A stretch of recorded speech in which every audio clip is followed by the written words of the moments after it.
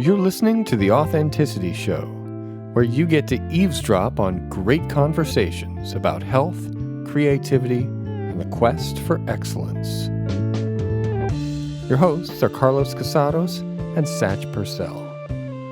Before we get started, I'd like to remind you to subscribe to The Authenticity Show if you haven't already done so, wherever you get your podcasts, and find us on social media. That means like us on Facebook, follow us on Instagram, and check out our YouTube page. And you can find our website at authenticityshow.com. This episode is about friendship. This conversation is both a celebration of our group of amazing friends here at The Authenticity Show and beyond. We really do have an amazing group of friends. And an examination of friendship as seen through the lens of Khalil Gibran and his writings on friendship.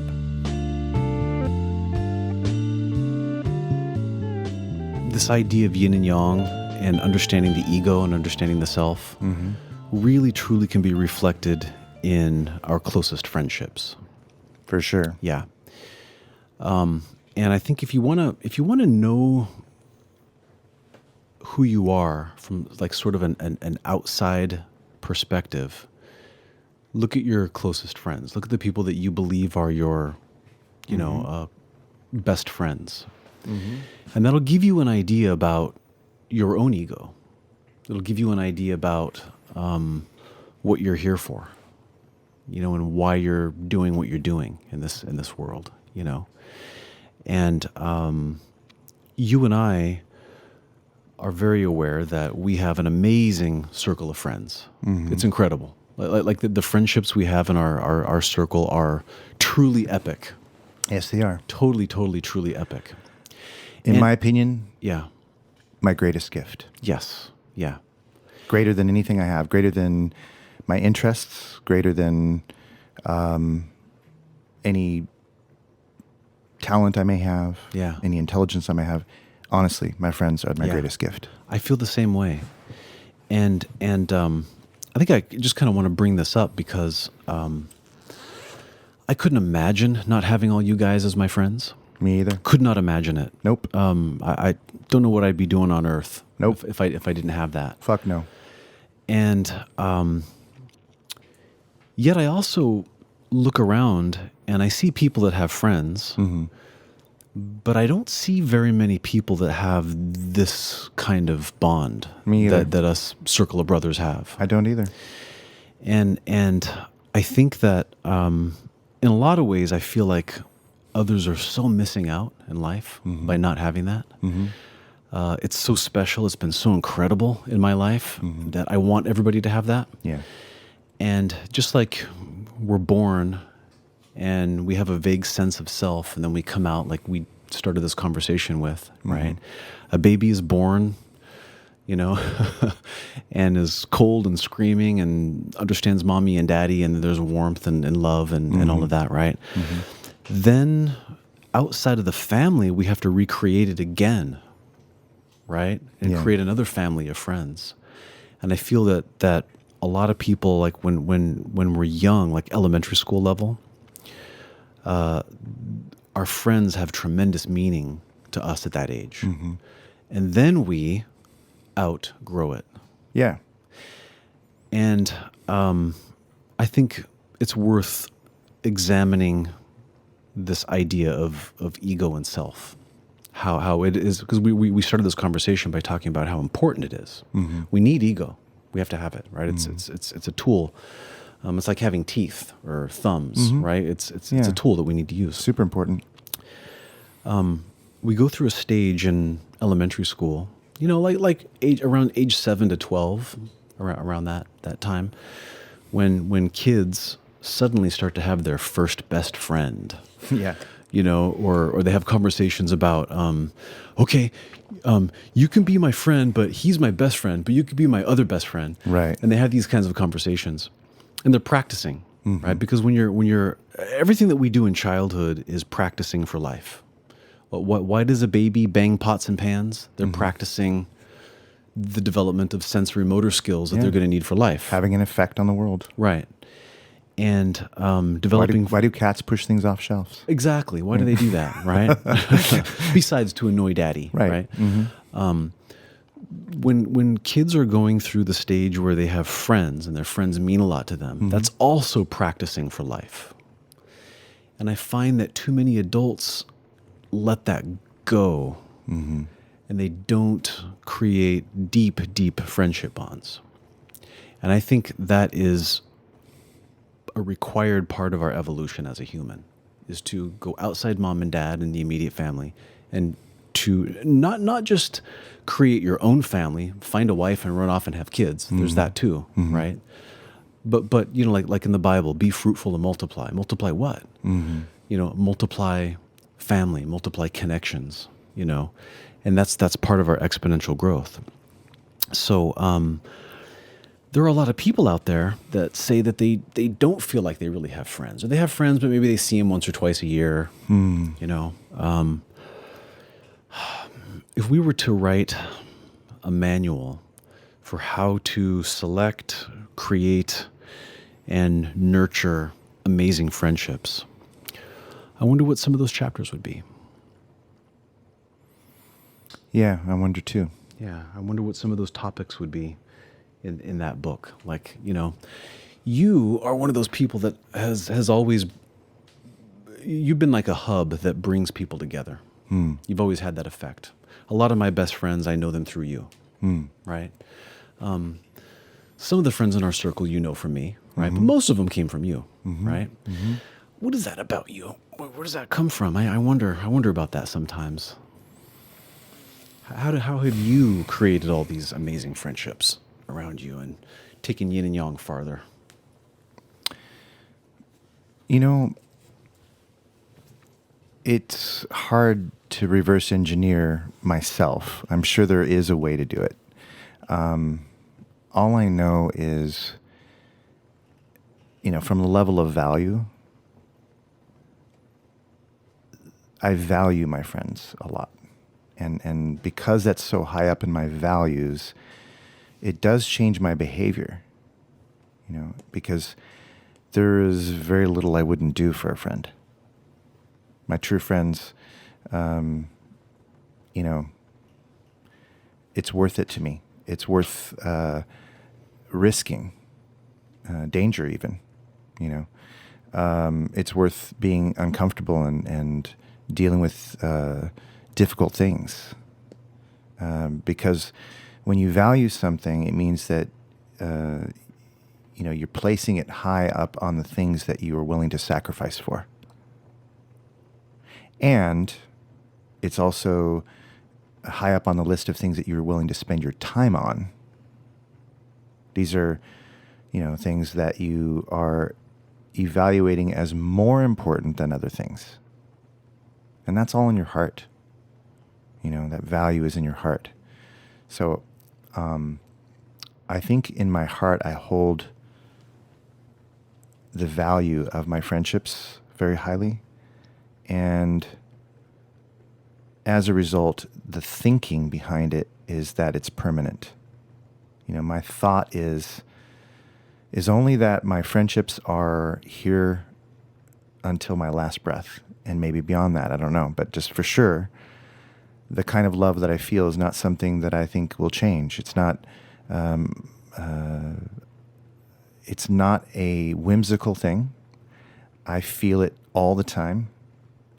And because I'm feeling that all the time, I get close. And when I get close to someone and I make another connection because of the circumstances, like martial arts, for example, took me into spending a lot of time outside of home.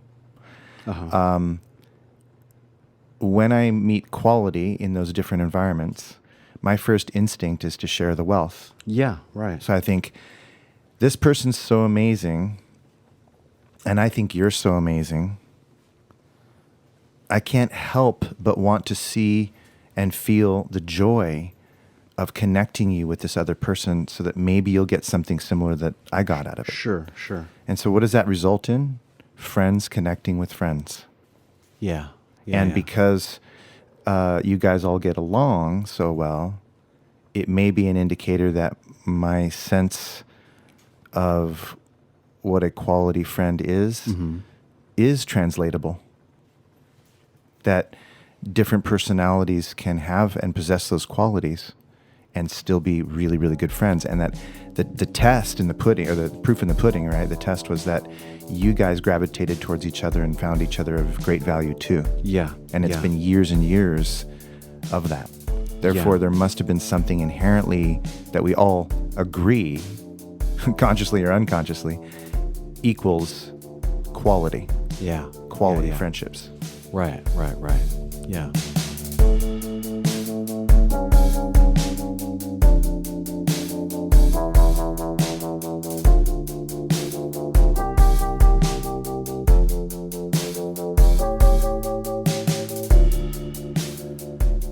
I'm going to read Khalil Gibran. Oh, great. The Prophet. On friendship? Yep, on friendship. Maybe I'll read a piece and we'll talk about it, and Cool. read another piece and we'll talk about it. Cool. And for those who don't know, Khalil Gibran was a Lebanese poet, writer, artist. Incredible. Just truly, truly incredible. So, from the Prophet. And a youth said, "Speak to us of friendship." And he answered, saying, "Your friend is your needs answered. He is your field, which you sow with love and reap with thanksgiving. And he is your board and your fireside. For you come to him with your hunger, and you seek him for peace." I love that part, that your friend is your needs answered. Yeah. Yeah. So you look at your friends, and you say, what do they provide me? That's what I need. Mm-hmm. Yeah, and needs versus wants. Yeah. Right. Yeah. We grow in appreciation for those things when it surprises us too. Mm-hmm. Wow, I didn't realize I needed that. Yeah. Right. A secure attachment. Yes. Knowing that no matter how far I go in the world or whatever I build, the friendships are secure. Right. And having lost, some friendships over the last couple of years, it taxes me. It's very painful. Oh, sure. Yeah. But one thing I've never lost are any of my long-term friends. Yeah. Isn't that funny? It's really interesting. Yeah. None of the long-term friends ever vanished from my life. It's just the people who I've known for a few years or a year or something like that. And I although it pains me because I tend to connect deeply with people, even who I haven't known very long. Yeah. At the end of the day, I realize that the most important thing is just that I have my long-term friends. Right. And that I will continue to experiment and be open to new friends, because I think that's a loving thing to do for myself. Sure. But knowing that I have the security of my long-term friends is really where it's at. Yeah, you know? definitely. And it's wonderful to bring new friends into a circle of amazing old friends. It is, isn't it? I feel so proud of all you guys, Yeah, so it's likewise. It's fun for me to introduce new people. Yeah, to see it's like an experiment. I love this person. I love this person. What's going to happen when I get them together? Sometimes it's a lot of fun. Oh yeah. Sometimes it's really beautiful. Yeah. I'm going to read another section. Okay. When your friend speaks his mind, you fear not the nay in your own mind, nor do you withhold the a. And when he is silent, your heart ceases not to listen to his heart. For without words, in friendship, all thoughts, all desires, all expectations are born and shared with joy that is unacclaimed. One of the ways that you know you have a friend is you can spend time together and you don't need to talk. I love it once in a while, like, you'll swing by and you'll have your computer and you'll just be up working on something, and I'll be in the same room working on something else. Me too. Yeah. Co-work is a wonderful thing. Yeah. And the ability to listen to someone and not feel that you have to agree. Yeah. I don't ever feel the feeling like I have to agree, and I don't feel the need that anyone else has to agree. Right. What I want is the ability to feel heard. Yes, and I want to convey that I'm hearing you and Oliver and Dave and Seamus and Danny. I want people to feel heard. Yeah. And I want to be heard. But it's it's not important whether there's agreement about the conclusions. Yes. It's more about acceptance Yes. than anything else. Yeah. Which I think is probably a good attitude to have to yourself too, not just towards others. Right. To be your own friend. How do you become a good friend to yourself? You know, And give you what you need. Yeah, exactly. Yeah. How are your needs answered? Mm-hmm. You know, I mean, that's something to think about. It really is, because in the concept of self-loving, you would be doing everything in your power to give yourself what you need. Yeah. Right. If you were your most excellent friend, would you show up for your friend? Right. You know, would you be understanding when your friend fails? If your friend makes a mistake, are you going to rub it in, or are you gonna, you know, go ahead and listen? You know, and we can do those things for ourselves. You know. Okay, it goes on. Shall I? Yes. When you part from your friend, you grieve not. For that which you love most in him may be clearer in his absence, as the mountain to the climber is clearer from the plain. So true. Yeah. Immediately, I think of what I told you before. I've told all of you. There's a simulacrum of all of you that lives within me. Right? Okay. I hear your voice and things that you've shared with me when I'm contemplating other things in life. Like it's almost like I'm wondering, what would Satch do in this situation? What would Oliver do in this situation? What would Dave do? And, you know, so on, right? Yeah. There was a time when, to share an Oliver story, there was a time when he went through something, and it involved a person who wasn't kind to him, who became very self-absorbed and didn't give a chance for him to heal with this person, and it was painful, and I was glad to be able to be there for him, and he appreciated it. It was a beautiful thing to be able to share a sacred, difficult thing together, right? Yeah. And I'm really glad that I shared this with Oliver. But some time passed, and this other person reached out to him. And I remember him describing him basically responding very tersely with, fuck off. And when I heard that, I kind of giggled, because it's not something I would do.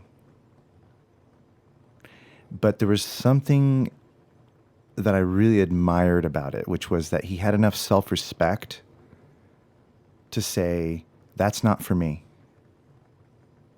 And I'm not listening to another word of what you have to say. Yeah. And so, believe it or not, even though that was probably, I don't know, at least 10 years ago, I don't know, maybe more, maybe 15 years ago, I can't tell you how many times I've replayed that moment in my mind. And it has influenced me.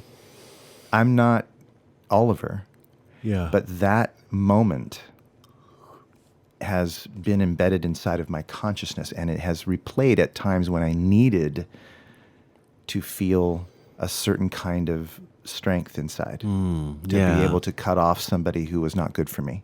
It's like being part of the X-Men, and your friend has another superpower that you don't have. Yes. But you can sort of recruit their power a little bit. Exactly. Yeah. You can momentarily recruit a bit of their essence.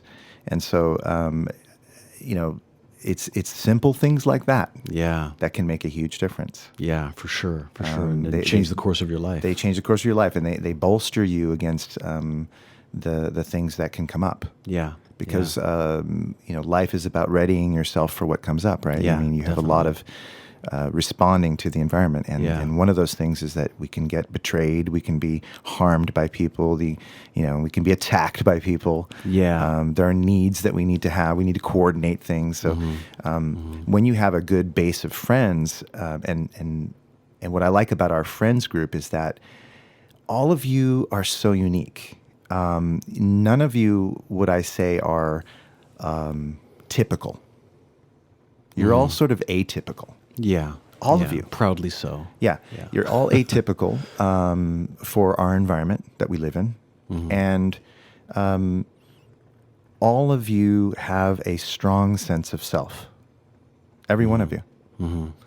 And so it feels like I'm in a peer group of males that have a strong sense of themselves. And so therefore there isn't any need for one person to be leading or in charge of all that, but we all kind of take turns being in leadership roles and facilitative roles in the experience of whatever it is we do, whether it's going to the cabin together, going on a trip, or cooking a meal, or coordinating for a birthday, or going on a road trip, or whatever it is. We just work it out. And it's really easy to defer power to the person who's the most skilled at whatever's needed in that moment. It is, especially when you feel trust, especially when you know that you are safe. Right. Right. Totally. I've always felt like, very much so, as you know, we've talked about this quite a lot. I really want this in my romantic life too. Yeah. Oh, yeah. You know what I mean? That same type of dedicated trust. Yeah, the dedicated trust, the kind of thing like, look, there will never be any question of me intentionally harming you. There will never be any question of me lying to you about something important. Yeah. You know, like if I think I really understand a situation, I won't say that I do. Yeah. If I don't. Yeah. You know? Right. It doesn't mean that I'm right, but you can rest assured if you know me that I definitely do I look into things thoroughly. So if I feel pretty convinced of something, it's not a guarantee that it's right, but it's a guarantee that you should probably listen. Yeah. You know, consider what I'm saying. Sure. Yeah. And all of my friends give me that.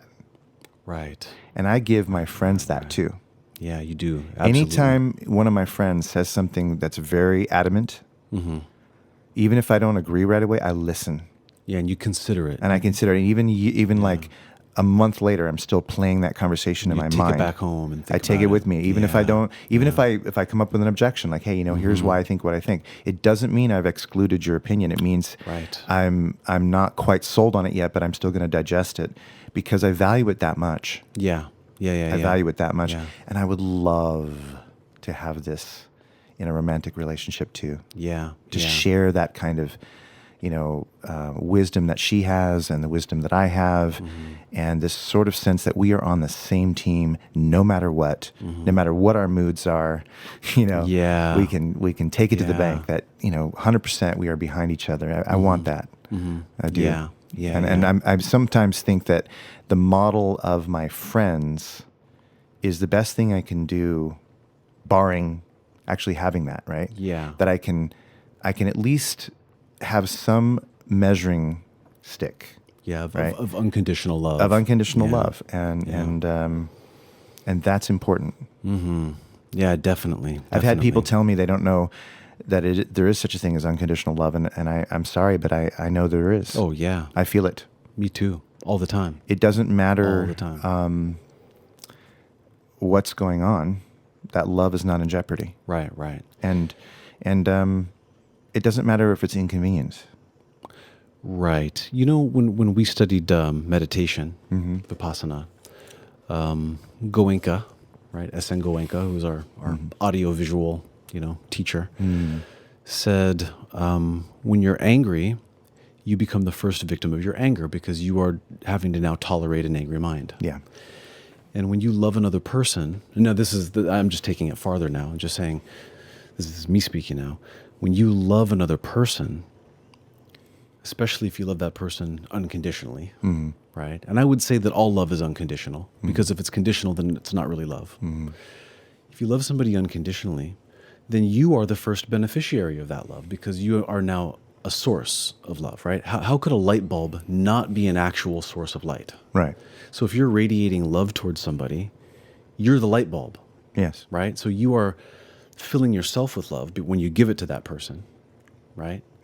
The sun is filled with the sun, right? And when you have friends and you just shine that loving commitment to your friends, you're doing it because it feels good. Friendship is its own point, right? What is the point of friendship? To gain something? No, the point of friendship is to enjoy the friendship the way you would enjoy a song. Yeah, enjoyment, sharing, Yeah. growth. Exactly. What's the point of the song? To enjoy it. Mm-hmm. You know? And moods, if they're mistaken for the underlying love, that's a huge mistake. Because, you know, I've never been unhappy with you, but I could be. Yeah, sure. Yeah. If something Give you enough disappointed time. me, it's possible. Yeah. You know, it's possible to have that. I mean, we're human beings. Yeah. It's never happened, but it doesn't mean it's not going to happen. Likewise. If that happened, it wouldn't mean that I wouldn't feel those feelings in the moment. It wouldn't mean that I wouldn't be in denial. Mm-hmm. I would be like, yeah, that upset me. I didn't like that. But I can be honest. Yeah. When I say that it wouldn't cause me to go, well, I don't love him. Right. I wouldn't. That's like off the table. And even It's if not I were in the possible. middle of an argument, if you started crying and said, you know, I feel like you don't love me, I would immediately stop what I was doing and say, look, no matter how angry I am at you, I love you. Right. You'll never have to beg for me to tell you or need me to, or I will never withhold love. Right. So no matter if there's upset feelings or whatever, there's just never a moment where if you needed me, you couldn't say, hey, I know we're pissed off, but I need your help right now. Right. I would drop everything. Right, exactly. Which is what parents do for their kids. Mm-hmm. Yeah, that's unconditional. Yeah, it's unconditional. By definition. You know, I remember once after a Tai Chi class, I had been having some tough times at work and, you know, some things going on. And I was having the feeling that I'm too nice of a person. Right? I'm Mr. Nice Guy. And that I was starting to feel like maybe my life would be easier if I could be an asshole. You know what I mean? If I could be more selfish. If I could, you know, dismiss people. You know what I mean? And not worry about their feelings or what the consequences were. And I was sharing this because I was a little depressed, and I was sharing this with a mutual friend, our wonderful friend Dave, right, who I know through you. And Dave immediately goes, oh, whoa, Satch. He says, hold on, man. Sounds like you got a case of the grass is greener.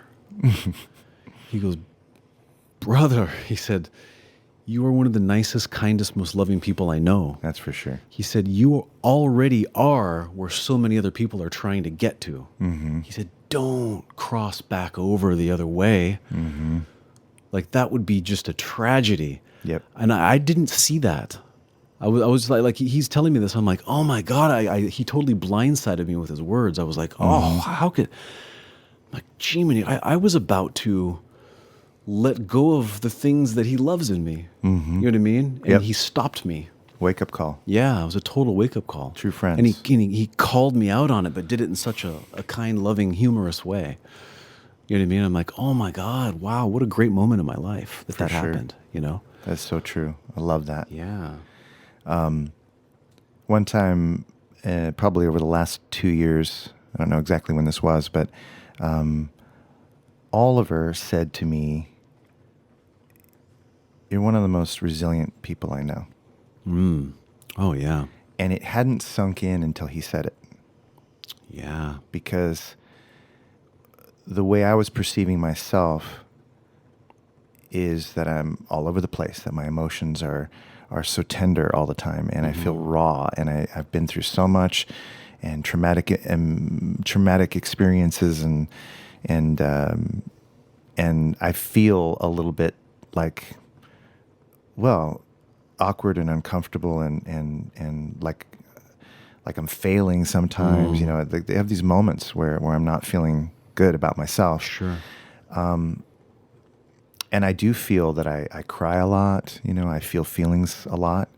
But I also help others a lot. You know, I handle other people's in-depth stories, and I don't reject them, and I accept them, and not just professionally, but also in my personal life with friends and family. And I am a go-to person in my family as well. You know, they come to me when they need something. And I'm learning to lean on them as well. I'm learning to call my mom up or call my sister up, you know, and cry, you know, and just particularly lately with my sister, you know, like just letting her hear my angst and my sadness, so that she gets a chance to be my big sister as well. Yeah, and, right. And it's been really, really lovely to connect with my sisters, actually, more than just one. But I guess what I'm saying is that it takes sometimes the reflection of someone who sees you to be able to recognize something. Yeah. You know, so like in the case with Oliver, he's very observant, and he's known me for a long time. And when he said that, it validated it in some way. Right. For me to hear that. Right. It was like Totally. somehow that sunk in as more important. Yeah. Than if I had thought it. It's like, oh my God, I am resilient. Yeah. Because Oliver says so. Yeah. And I realized it wasn't him just being nice. It was like his perception of how he saw it. And I thought, Oliver's a very intelligent, perceptive human being. Right. If he thinks something, it's usually because he's thought it out pretty well. And this is a guy who can solve the Rubik's Cube. Correct. So keep Let's that just in get mind. that straight. Yeah. And so, no, I mean, Oliver is not someone who's a lazy thinker. I mean, he loves to attack problems. He loves to think about things. And so to hear that from him, because he's a very rational person, it was grounding for me to hear that. And I realized that, well, if I looked at myself as a resilient person, then I guess the fact that I'm allowing myself to feel things fully is evidence of my resilience. Because I'm allowing myself to feel feelings that are really intense, and then I'm bouncing back from it, which is the definition of resilience. Yeah, So it makes totally. sense. Like, I have not cut myself off of my ability to No way. to empathize and feel compassion and feel love, and even to have desire, that's wishes, and have them not be fulfilled, Exactly. and feel That's- disappointed about it. And That's the point. you You're know. resilient because you've had disappointments and all that, and you're still this kind, compassionate, open, loving person. You know what I mean? It's okay. Yeah. That is resilience. You know, That's what it is. Yeah.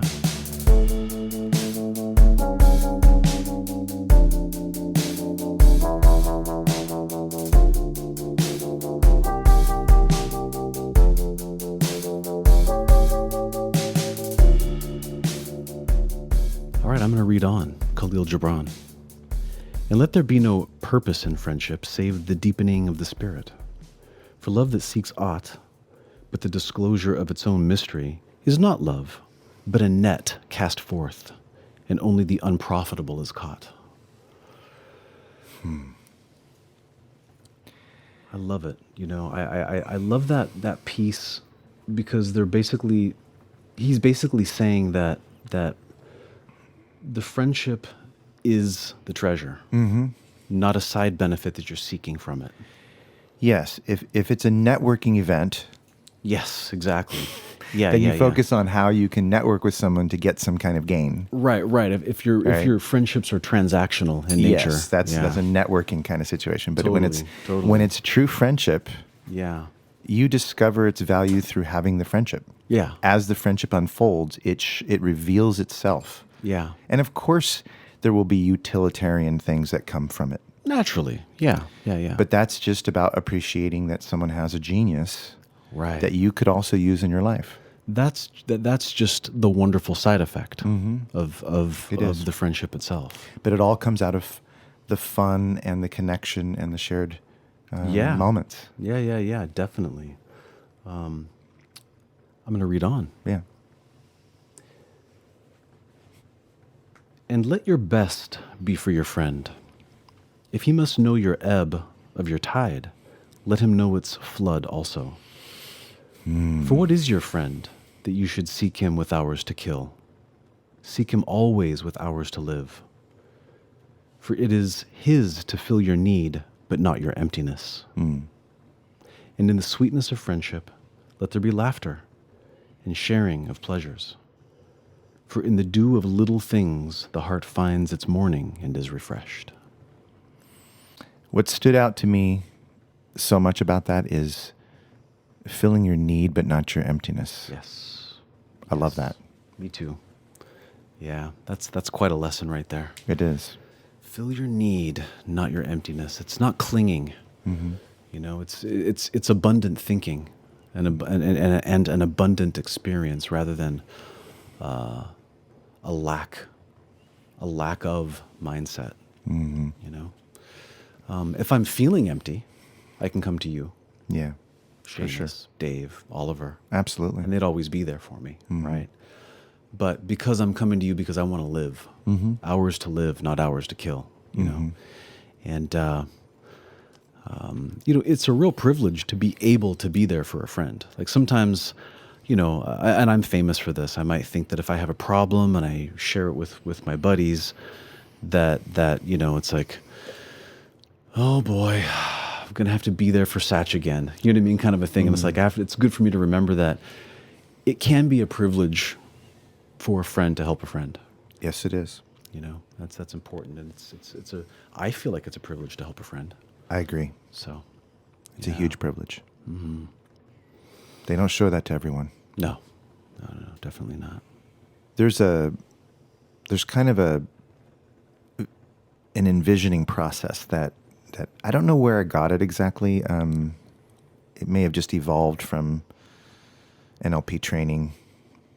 Maybe there's somebody out here that does something similar to it. I don't know. Okay. It's not necessarily a technique.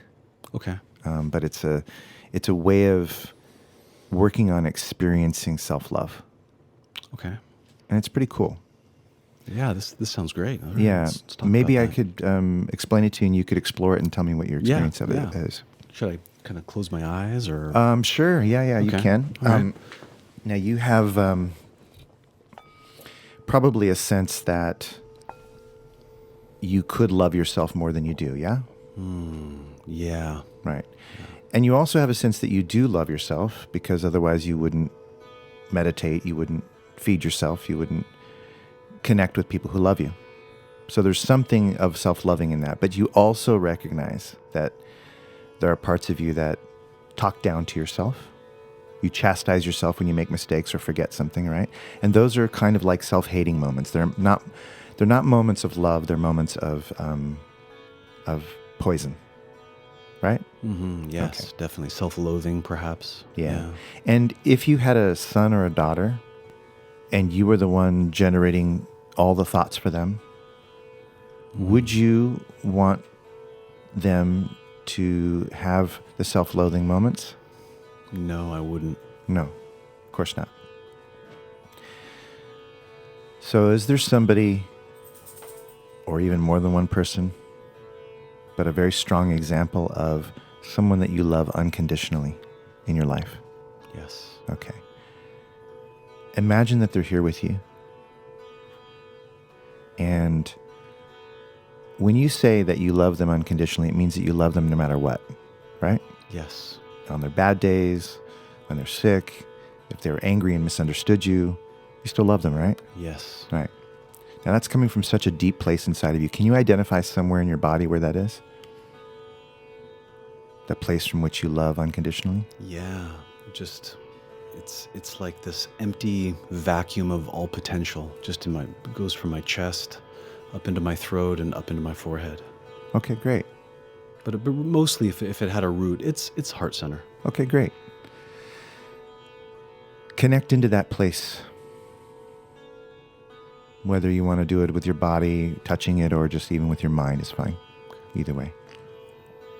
But as you're connecting into that place, notice the shape and the size. Notice the depth from which you are loving. That whole sensory experience of that place from within you where you're loving. And as you're imagining that you are loving this person who's here with you in your mind, and right here in this present moment, does it feel like you could probably love them more?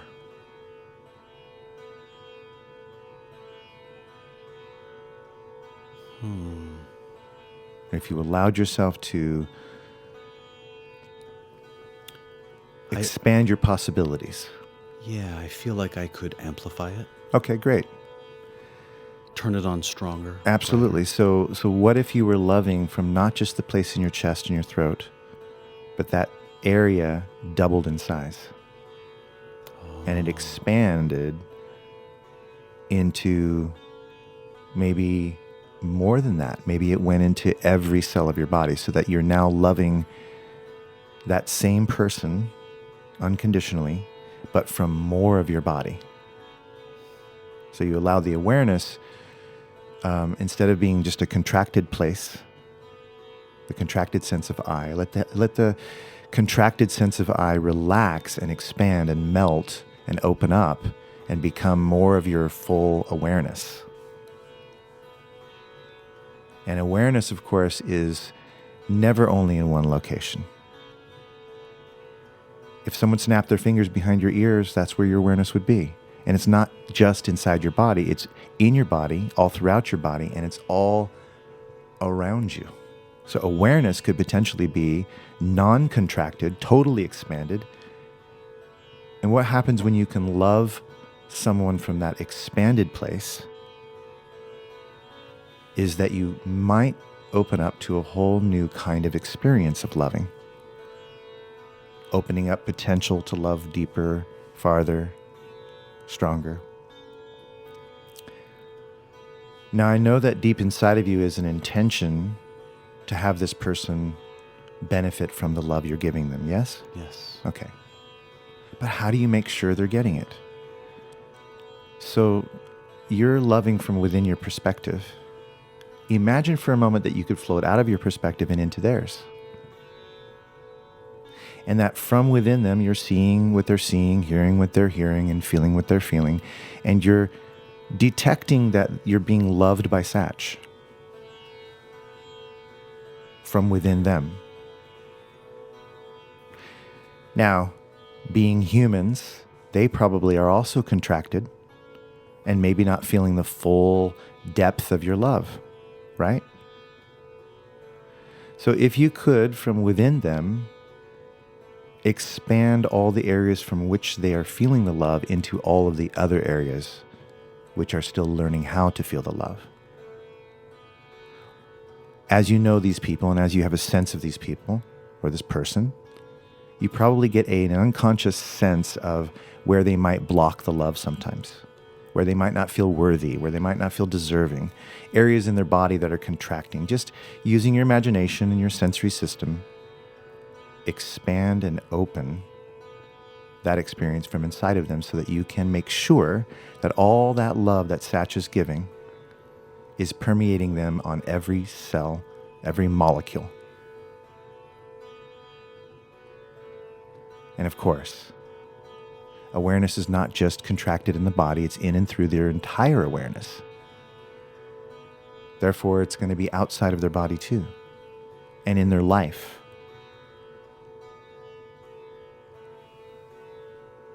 And when you've made sure that you've relaxed and opened this love so that they can absorb it like a sponge, or like a flower petal absorbs the sunlight, when you can create that in that most expanded place, isn't it also true that they must love you unconditionally? Right? So now from within them, sense how they love Satch and picture Satch as though you were outside of Satch, and picture the way that they love you and feel that love from within them expanding and expanding to all the other parts of them so they can love you fully without any hindrances, without any restrictions, without any contraction. And see and feel and hear and know that that love is permeating the image of Satch down to his core. But as Satch's beloved, you know that Satch doesn't always accept all the love that he could. Sometimes he's got doubts and so forth and things that block the love. So you better slide into Satch's perspective now and check on that love. Make sure that that love is permeating every part of Satch. And you can relax and open to receive the reciprocation of this love fully and completely, letting it transform, enrich, and radiate throughout your being.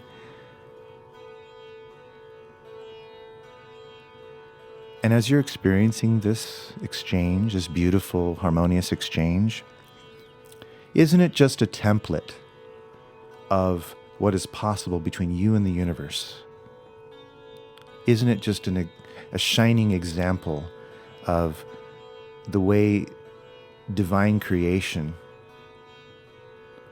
loves in such a pure way? And do you not feel a moment of deep awe and appreciation in yourself for having been born, for having a destiny, for having been part of this, river of life, which were your parents, right? And that you have a unique path in this world. And you have all these gifts and boons, difficulties too, but lots of allies. And so it's a sacred thing that you were even born. And it's a sacred thing that you have affected others and continue to affect others. Therefore, can you feel a sense of appreciation for the great cosmos, if you will? And in that deep appreciation, the sense of awe, it's as if you're practicing the presence of the divine. As if you're practicing the presence of something holy and sacred. And you can love that sacredness from some part of you, and you can expand that sacredness and that ability to appreciate it until it's all throughout your body, all throughout your mind.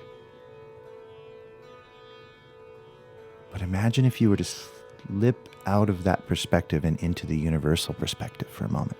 I know it's hard to conceptualize, so you'll have to relax your ego a little bit and let yourself slide into the sense of pure energy, pure awareness. Experiencing all that adoration from Satch. And of course, with a divinely genius power, you love Satch. You love every particle of Satch, every cell, every molecule. Because Satch has a unique destiny in this world, a unique purpose.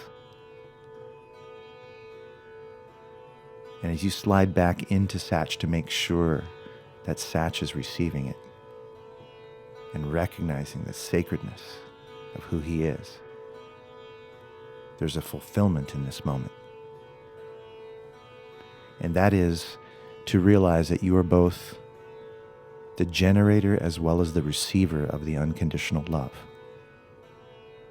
And you've proven it to yourself through this experience. That you can unconditionally love yourself more and more every day in every way. And you can find new ways to love yourself. And you can imagine all the ways in which the loving of yourself starts to reflect in the way you process your memories from the past. How does it change those things? How does it alter your memory of events when you know how much you unconditionally love yourself and have loved yourself since the time you were an infant?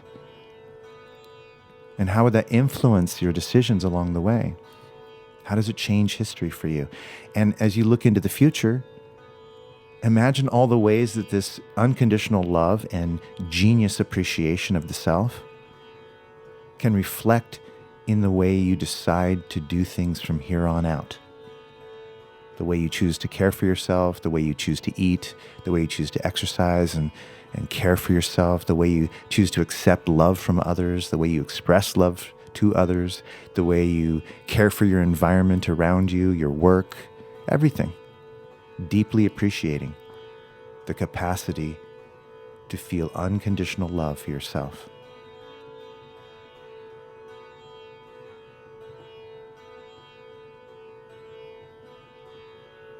And just take a few moments and integrate that. And when you're ready, you can open your eyes.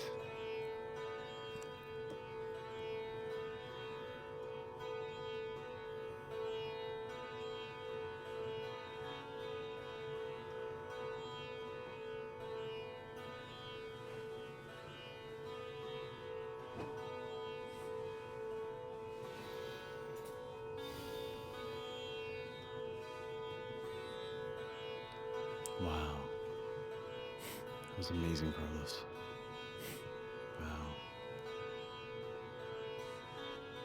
Wow. So that's what I'm working on.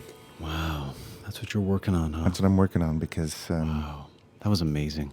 I realized that I know that I need to love myself. Yeah. Yeah. And I've begun to, over this past couple of years, learn how it feels like to love myself. Yeah. But I still have a lot of work to do. And so I needed a process to teach myself what it might feel like so that I can continue to sift through my life and my experiences for ways in which I could be more loving to myself. Yeah. Because I've beaten myself up so much in the past, and it's time to stop. Wow, that's a beautiful beautiful process there. It worked well for me because I can't tell you how many times I have said to other people in my life, gosh, if you could just experience how much I like and love you, you'd be done. You'd be finished. You would have won in life. Yep. Like there's just, I've said that to other people before, like you wouldn't feel this depression. You wouldn't feel unworthy if you could just see yourself the way I love you, And I'm saying that to you now. You are somebody that, gosh, man, if you could see, feel, hear, that deep spot inside me that I described a little while ago when you were taking me through that process, if you could see how much I admire and care for you, right? You'd already have given yourself all the fulfilling love that you're seeking. Yeah. Thank you. Definitely. It's just see yourself through my eyes and you'd be like, I'm good. Yeah. I'm all right. I'm right where I need to be. Yeah, I deserve it. I deserve it. That's how you'd feel. You'd feel like you deserved it. Wow, that's awesome.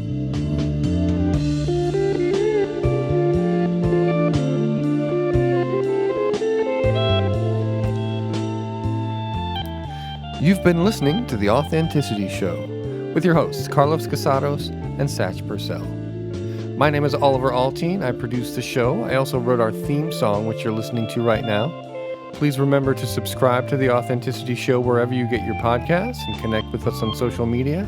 You can find our website at authenticityshow.com. Thanks for listening and have an authentic day.